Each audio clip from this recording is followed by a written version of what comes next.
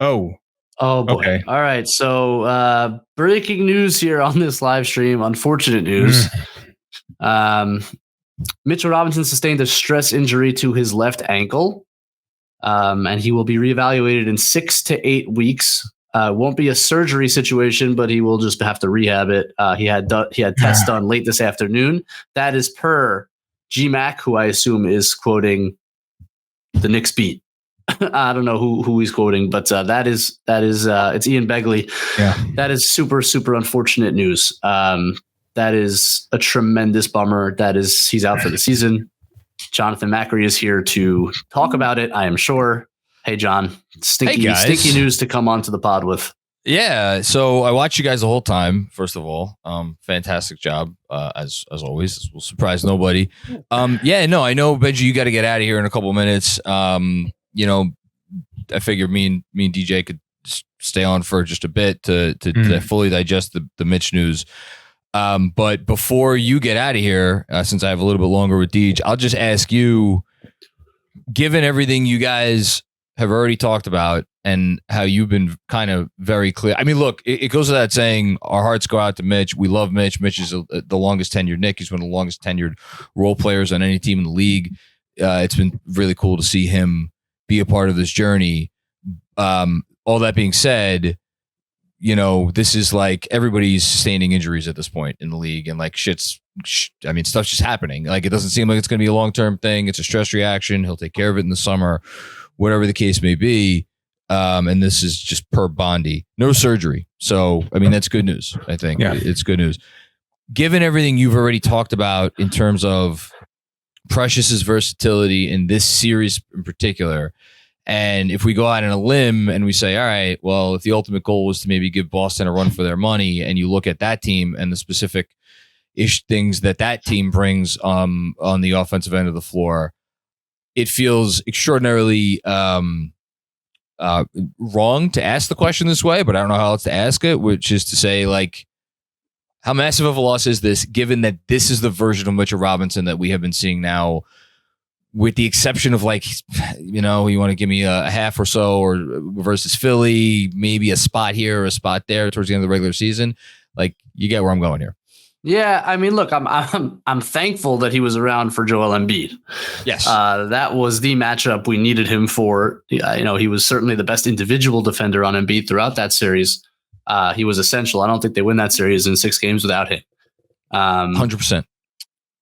And even your point is correct. DJ and I just talked about it. Like, the switchability factor for Precious is going to be huge. If maybe even a Jericho Sims sighting, if he can settle into the series, which is the concern. But if he can settle into the series, also the switchability factor helps you.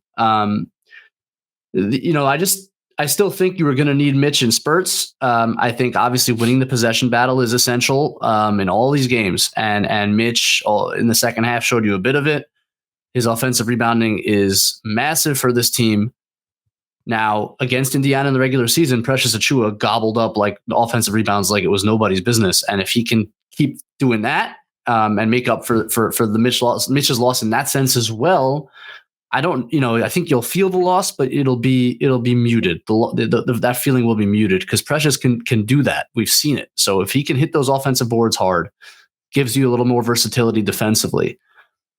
It's a loss, but I just, full disclosure, I thought about this series whether Precious should just be the backup 5. Like, it's just a different kind of series. So it's hard. I don't want to minimize. No, it stinks, and we're trying to, and it totally stinks. And if they're going to win a championship, make a championship, they're going to need Mitchell. That's a huge loss.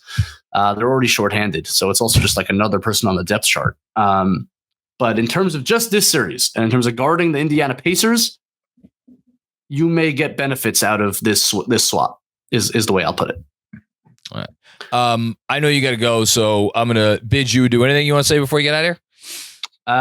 No, just stay with us. KFS is doing great work, so just stay with everybody that's working for us right now. We're putting out elite content every freaking 5 minutes. So that's it. Enjoy, guys. Enjoy the rest of the night. Talk to you later. Get some rest, Benji. Funny seeing you here again. Hey, you again. Oh man, I was in a good mood. Just I know. 2 minutes ago. You know, I'm struggling with this because my instant reaction to this is, and again, I'm just being honest, is like, man, well, if there was any current member of the rotation that we had to lose, like I'm not sure there's even a question in my mind that like Mitch would be the guy. Yeah. So I'm sure I am going outside of the emotional component of this, as I have been known to do in the past, to my detriment, and focusing just on the basketball, because I really don't want to focus on the emotional aspect of it. And that's because Mitchell Robinson has been a Knick for 6 seasons, a Knick. And like this was whatever, his first chance to get to a conference finals. Like this is, let me rephrase that. It's his best chance to get to a conference finals. Yeah. Because I think, you know, you go back to last year versus Miami, they lost game 1. Automatically, they were behind the 8 ball in that series. It also wasn't really a series for him. And you would have loved to see him get the opportunity to continue to help his team. And I completely agree with what Benjy said. And I want to hear your thoughts on the exact same thing, which is like, it's just another body. And yet I cannot help but, again, I'm going back and forth between the thinking about it from the perspective of, my God, we just lost Mitch, versus like, okay, what are we left with? This is a team right now with ostensibly 5 playable perimeter rotation players, and 4, if you consider Hartenstein, Mitch, Precious, and Sims, potentially 4 potentially playable rotation bigs. Now we just lost one of them, but you still have 3, and that's still a lot, you know, for this time of year. Now, are there questions about, and you know, you guys talked about it with Sims' jumpiness, the whole thing.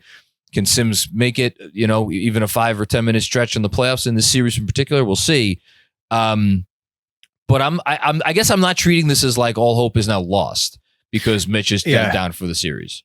I don't think it should be treated that way. In my head, the first moment I heard the news, I quickly went to like, I've already thought that this team, in terms of like healthy bodies, was at critical mass, and now you've lost Mitch here. And if you're going to make a really sustained run to the Eastern Conference Finals, are you really getting there without another thing happening? Like, I know that is a pessimistic viewpoint, and I'm sorry for that, but I just can't. No, I hear you. I can't help but think like, all right, Isaiah Hartenstein not too long ago was on a minutes restriction because of an Achilles injury that has been a problem for a while now. So listen, it is not a huge loss.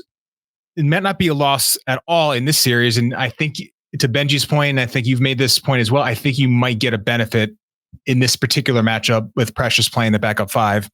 Now, what are you going to lose with Precious? You're going to lose some ostensibly you're going to lose some rim protection. Now, it's muted because of where Turner is typically situated. You know, how often are you actually protecting the rim? Is that more role for Anunoby in this series as a weak side defender? So I don't know if Mitch's rim protection, which is an asset, would have been a major asset. And then clearly the mobility issues, like him just keeping up with the pace, was a major issue in game 1. And Precious is much more equipped to handle that. You now have an opportunity to completely switch almost any action you want with Precious and Anunoby as your 5 and 4. You have a lot of versatility. They showed it in spurts in the Philadelphia series, especially in game 4. So you are now more versatile as a defense. The offensive rebounding, I think Precious is a really good offensive rebounder. And I'd have to look at the numbers, and maybe that's a project for me later, is like, how much is it changed by what position he's playing? Like, is he a better offensive rebounder at the 4? That's with another big, because he can kind of crash and doesn't have like another like size or bigger defender boxing him out. Because in that Indiana regular season game that Benjy mentioned, he was playing with Hartenstein. That's when he was really cleaning up. So I do wonder, like, he'll offensive rebound at a high level, but will it be like 40% of your offensive rebounds from now gobbled up? Which may still happen. You know, like, again, because Josh Hart, yeah. Well, there's Josh Hart, but also I was going to say, go back to Sims. Like, again, Jericho Sims is not a name I thought I'd be saying at any point in time during this postseason, and yet, like, this is a guy that, like, you know, Tibs has talked up over the years. He always seems to be very impressed by what he does behind the scenes. And what does he usually talk about? Like his feet, his ability to switch, his agility. Like those are all things like if you're ever going to ever come in handy in a major series, this would be it. Yeah. So like but even like after the news that Mitch was going to be out in this game, which was just a couple hours ago before we got this devastating news,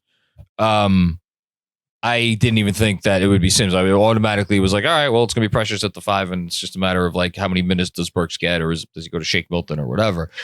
All right, I don't want to take up too much longer. I know we have some super chats we're going to get to that we'll finish on those, but I guess just the last thing I kind of want to say as far as Robinson goes is like he's been a really good soldier throughout his entire time here. And he now with this, it's like the latest in a line of things and injuries where you just, I don't want to say like you feel for what a non-injured version of his career thus far would have been. I mean, look, it's only his 6th season. Like he's got a lot of years left, hopefully, in the league. But it's tough to look at with this like as the latest hit. It's tough to look at his career and not feel an immense amount of sympathy for a guy who, when he is right, not only does he do things that nobody else in the league can do physically, but he just keeps getting better. That's the other thing, right? It's not like the injuries stagnate his development. Every year when you get to the point where he's going as he can go, it is like you see the improvement capped off by this season. He came into the year, and for the first 2 months, he's like, a month and a half, whatever it was, like, oh, the guy's gonna make an all defense team. That's where we're at now. And then for the season to end at this place is just so disheartening. And then the only other thought I had was like, again, you know me well enough by now. I'm always trying to look for silver linings. Assuming he is still on the roster next year, and I say that not like related to the injury. It's just because this is the NBA and like players get traded all the time. Like you never assume anybody's going to be on the team the following year. I am assuming he is going to be here next year because one thing the Knicks don't seem to do is trade players when their value is at its lowest. And if he's going into the offseason with an injury, that would seem to count as low value. So I would actually assume Mitch is going to be back. I think it makes the decision a lot easier, to the extent that it was even difficult already, and maybe it wasn't, that this is a guy that moving forward, you just kind of have to pencil in as your backup and not as a starter. And again, maybe that decision had already been made internally, but with something like this happening, it's like, I don't ever want to tag anybody who is injury prone, but like, he's a big guy. He relies on his athleticism. We see how his diminished athleticism impacts his ability to impact the game. So I don't know if that's a silver lining, but it is the only other place my head jumped to when I'm kind of thinking through all this rapidly.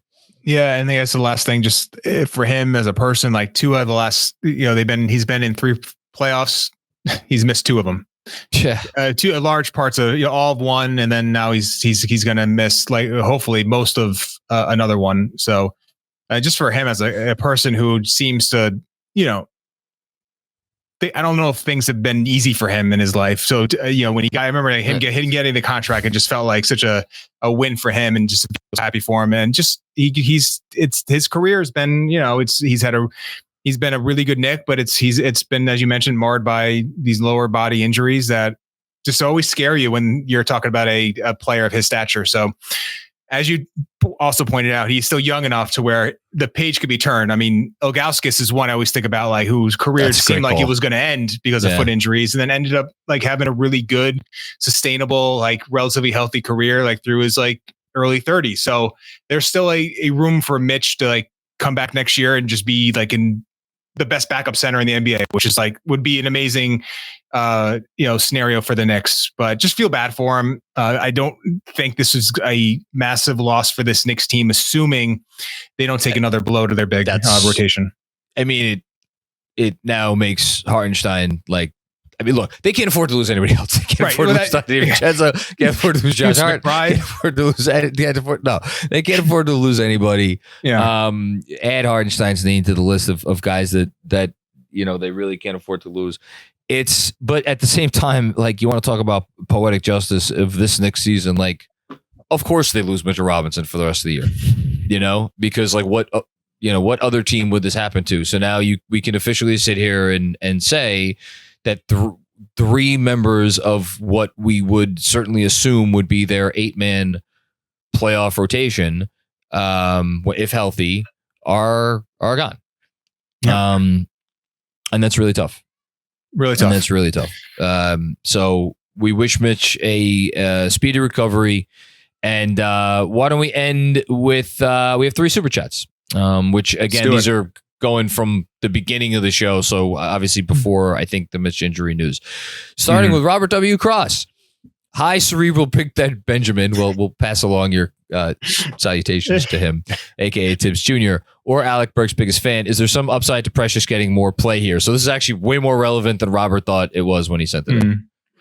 Yeah, I mean, the upside of Precious now playing likely 20, 25 minutes is that I mentioned this quickly, but your defensive versatility is now extremely high. And this is, as we were going through some of the clips before you jumped on, John, I know you were watching.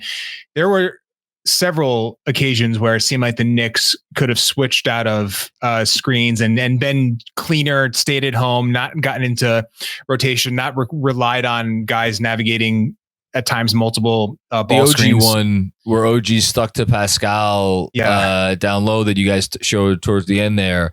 That was like, but I wonder, like, yeah, I know you guys mentioned like these guys have played together and that's maybe another benefit. Is that seems, because they obviously don't switch a lot. Like, as a defense, they just don't switch a lot.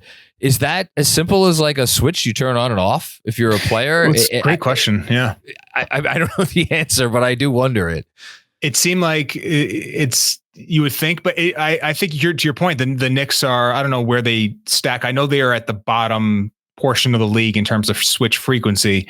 So it is not something that is drilled into them. And if you are and that's why I'm always skeptical about this idea that the Knicks would become more switch dependent, because it is not something that Tibs has ever really leaned into on a heavy. He will do it some, and he did it some in game 1.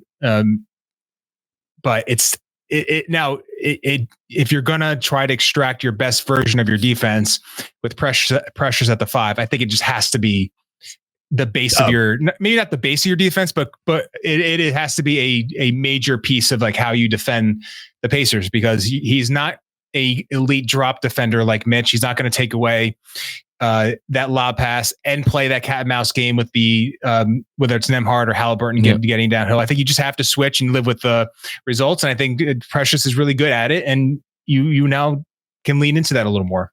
Yeah, we'll see what they do. Thanks, Robert. Appreciate that. And yes, I know. Robert.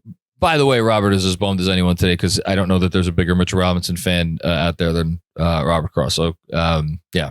It sucks. Chris Carter, what's going on, Chris? We've seen Deuce play good defense on Donovan Mitchell and Tyrese Halliburton. What do you think it is about TJ McConnell that gives him trouble? Beats me. You know what?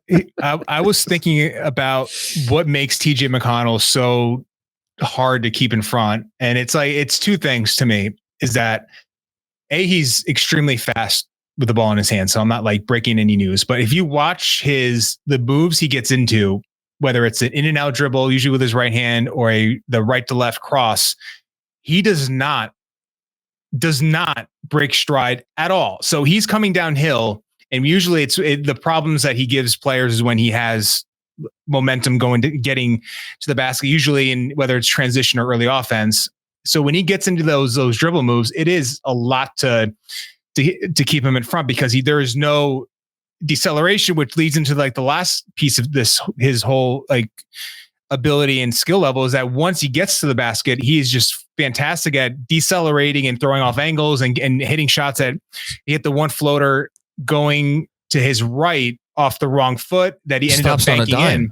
Stops at a dime, and he's just a very awkward, unique player that reminds me in a completely bizarre way of Jalen Brunson in this one area. And when you don't see players like him, and when you are having to guard him, it's like when Donovan Mitchell, because Chris mentioned him, what you've guarded Donovan. Deuce has been tasked with guarding players of that caliber because that's what that's usually been his job for over his short career. So he kind of knows like, all right, high ball screen, I have to get over the top. I have to rear view contest. I have to try to stay attached. Like these are very, not basic coverages, but these are things that against a lead ball handler that has like a pull-up ability, that's something that you've done in practice in games like hundreds of times.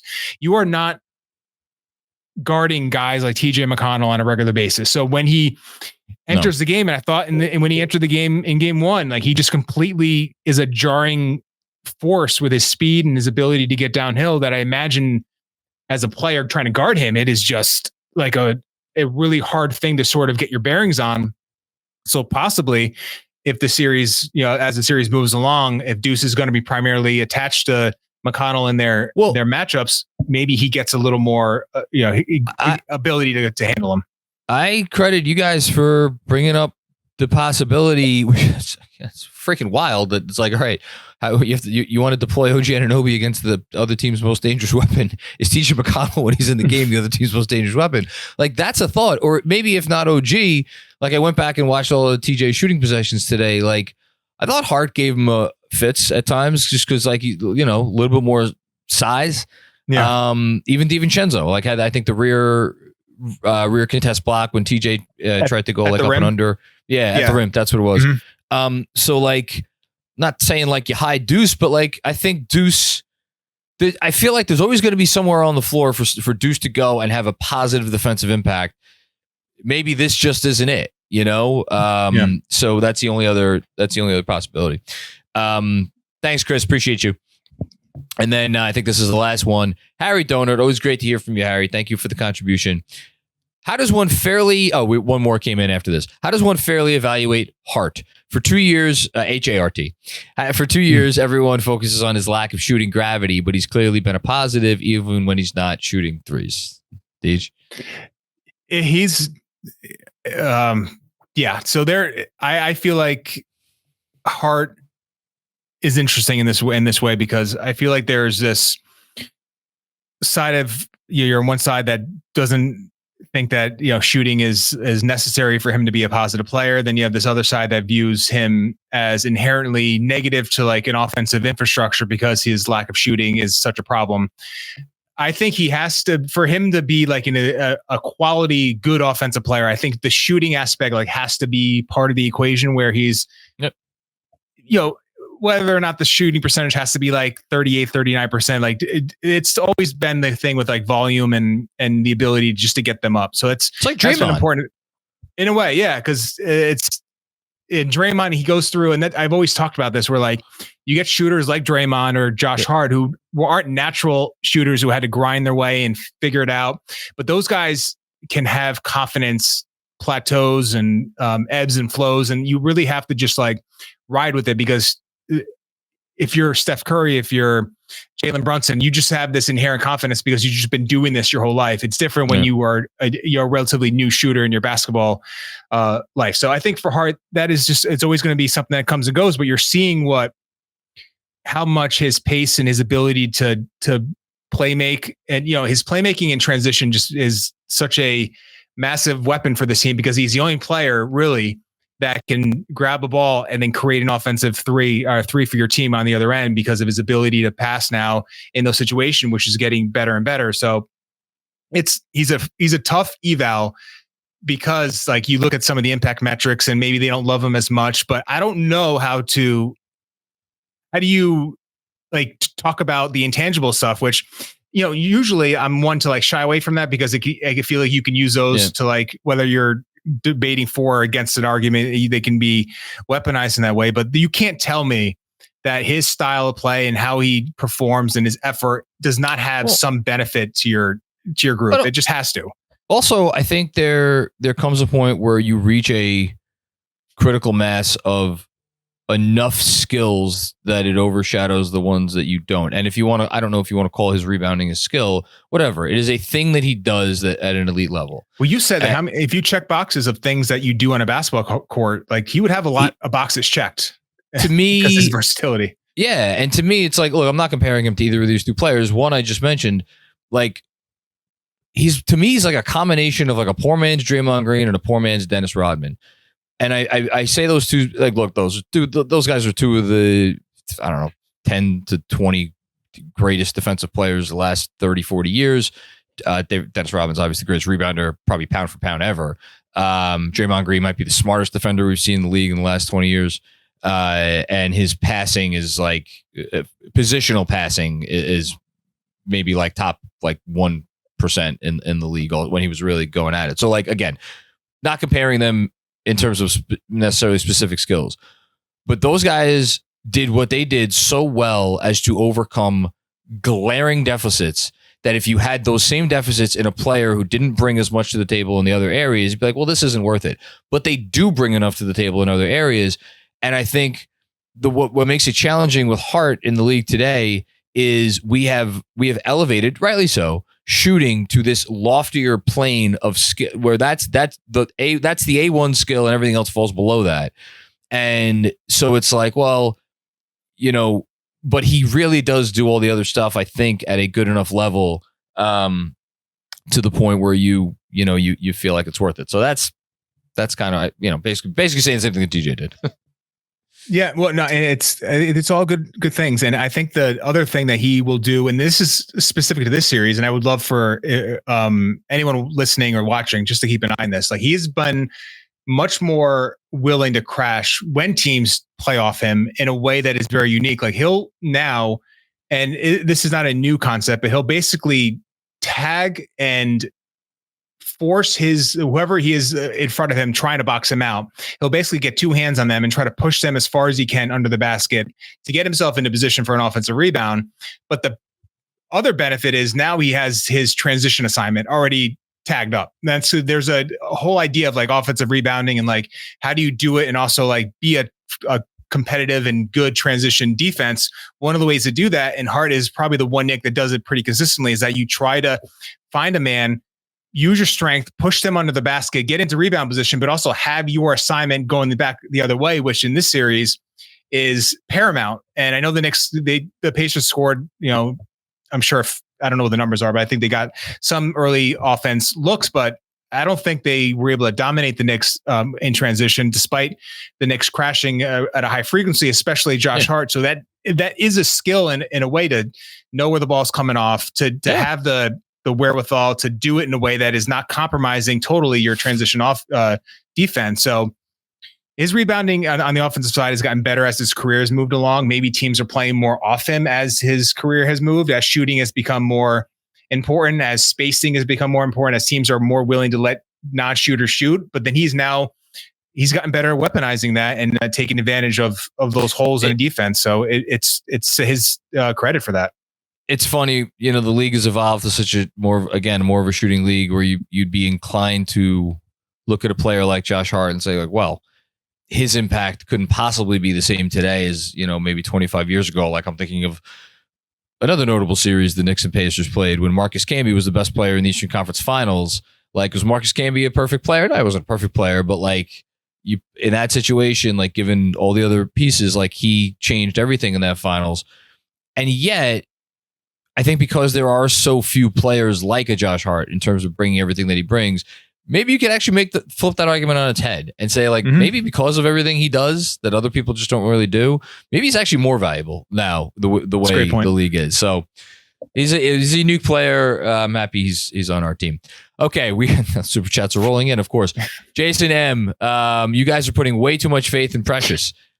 Maybe. I don't know. Do you think we are? Here's his. I don't know what Jason is. If he's referring to the backup 5 minutes, I think he's referring to the backup 5 minutes. Yeah. So I don't think this is the series to expose some of the problems that Precious at the 5 as your backline, your best rim protector. I don't think this is the series to really expose those real weaknesses. He's 6'8". And maybe 6'9". His wingspan is not elite for a center. These are real things that you have to contend with if he's gonna be your backup center for an 82 game season. These are things you're gonna struggle with against many a team. I don't think the Pacers are that team. I think that his advantages are gonna be more advantageous and his disadvantages are going to hurt you, is how I put it. And I feel like I saw enough in the regular season, especially at the 5, to where I feel confident for 20 minutes a night, he can give them good minutes. He's at Mitch at his best. Obviously he's not that, but we weren't getting Mitch at his best. And there wasn't, and to Andrew's point, we were talking before the show, and it's crazy to think this way, but it was almost like you have Embiid, one of the all-time great scorers the league's ever seen, was probably the one matchup Mitch had where he can really take advantage of what he had left in the tank physically and all that. And he did. And he helped win the series for us. Yeah. I mean, game 1, I mean, Deuce probably takes the cake, but like Mitch was every bit as impactful in game 1. Guess what? If they don't win game 1, they may not win that series. You know, it's like, it's wild to say now because the series ended in 6 games, but like they needed him. And that wasn't the series for Precious. Look, I'm looking at a guy who played 40 minutes a night for this team for the better part of a month. I think he's earned the right for the benefit of the doubt. That's just me though. Thanks, Jason. Get a couple more in here. Sam Garcia was yesterday's Mitch's last game as a Knick. I'll take this one. I don't think so. Sure. I don't think so because from what I said before, this team historically does not sell low on assets. Now look, here's why you never say never. There's a chance that there may be a deal that they may come upon this summer where Mitch's, I don't know exactly. I know he's on a descending contract. I forget what it is next year, $12, $13 million. Where that number, you need to put that number in to make the money work. That's entirely possible. And if you coincide that with a situation where it's like, okay, we're bringing back Hartenstein, we feel good about, we get Precious back on a smaller number, and we feel good about, okay, Sims is our third big, and then we have OG in the bag too, as in case break in case of emergency guy. Like you have all these other things on the table, and again, it's just because you need Mitch's salary number. You do it. And that's maybe what they'll wind up doing if a deal comes around. But again, historically, this team does not sell low on players that they believe have real value.